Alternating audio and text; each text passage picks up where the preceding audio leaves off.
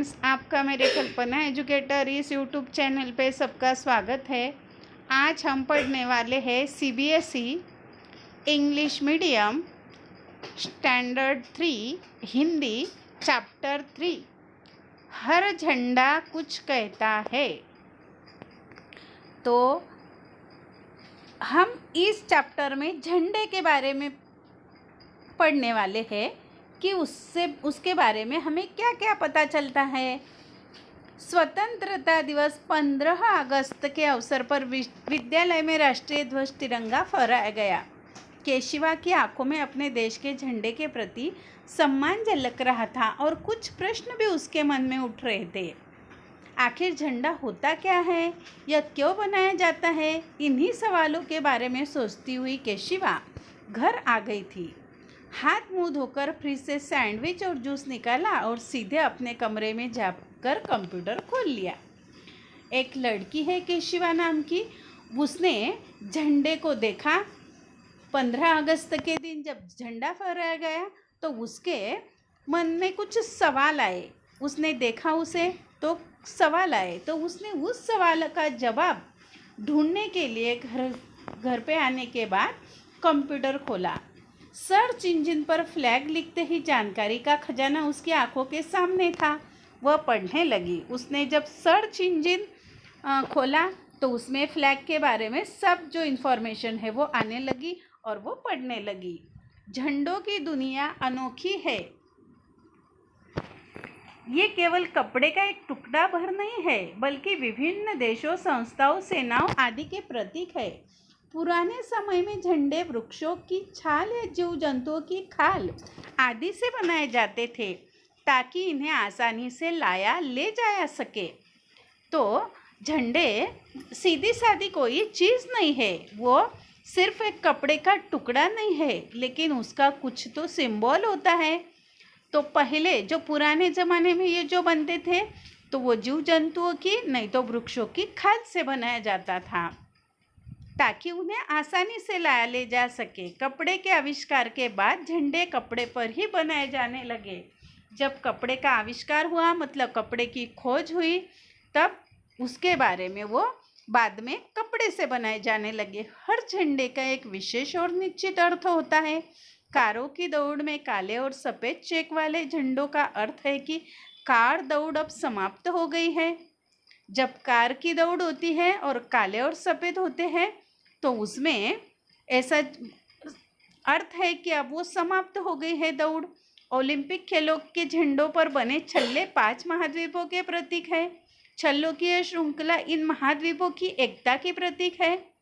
विश्व प्रसिद्ध संस्थाएं जैसे यूएनओ, रेड क्रॉस, स्काउट आदि के सभी अपने झंडे हैं जो इनके उद्देश्यों की जानकारी देते हैं।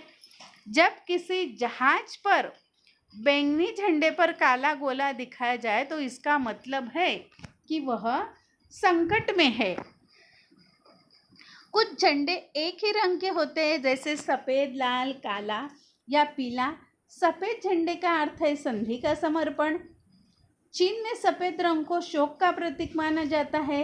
लाल रंग खतरे का प्रतीक है तथा इसके विपरीत हरे रंग के झंडे का अर्थ है कि सब ठीक ठाक और सुरक्षित है। पीला रंग गंदगी और महामारी का प्रतीक है। काले रंग का झंडा शोक, मृत्यु या विरोध का संकेत देता है। जब किसी राष्ट्र के जाने माने नेता या विशेष व्यक्ति का निधन हो जाता तो राष्ट्र अपना राष्ट्रीय ध्वज झुकाकर उन्हें श्रद्धांजलि अर्पित करता है।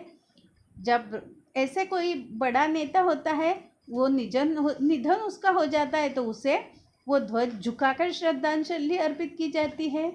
किसी भी देश का राष्ट्रीय ध्वज उस देश के सम्मान का प्रतीक होता है। कौन सा भी देश हो, उसका जो राष्ट्रीय ध्वज है वो अपने देश का सम्मान का प्रतीक होता है। वह उस देश के सांस्कृतिक मूल्यों, इतिहास और दर्शन को बताता है। वो जो झंडा है वो उसके मूल्यों के बारे में बताता है। झंडों की दुनिया में खोई केशिवा को सैंडविच और जूस का ध्यान ही नहीं रहा। तभी लाइट चली गई। उसने अपना सैंडविच और जूस उठाया और गुनगुनाते हुए कमरे से बाहर निकल आई।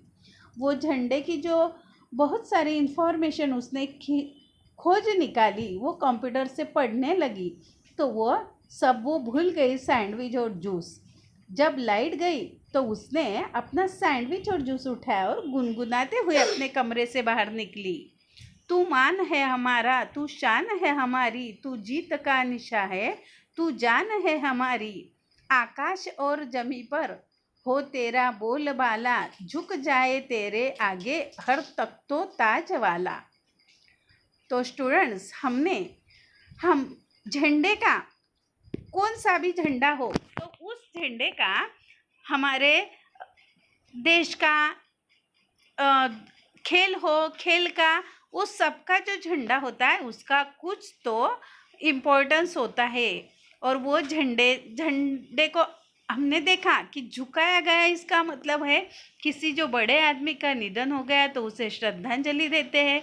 वो जहाज के ऊपर उसे अगर काला झंडा फहराया जाए तो ऐसा दिखाया जाता है कि वो वहाँ पे क्या है, किसी वो संकट में है। ऐसा हर जो झंडा है उसका रंग होता है, उसके ऊपर जो सिंबल होता है उस सब का एक अर्थ होता है। ये हमने ये झंडे के ये इस चैप्टर में सब इंफॉर्मेशन पढ़ ली है। तो मुझे लगता है कि ये सब जो झंडे के बारे में इंफॉर्मेशन है वो आपको समझ में आई होगी।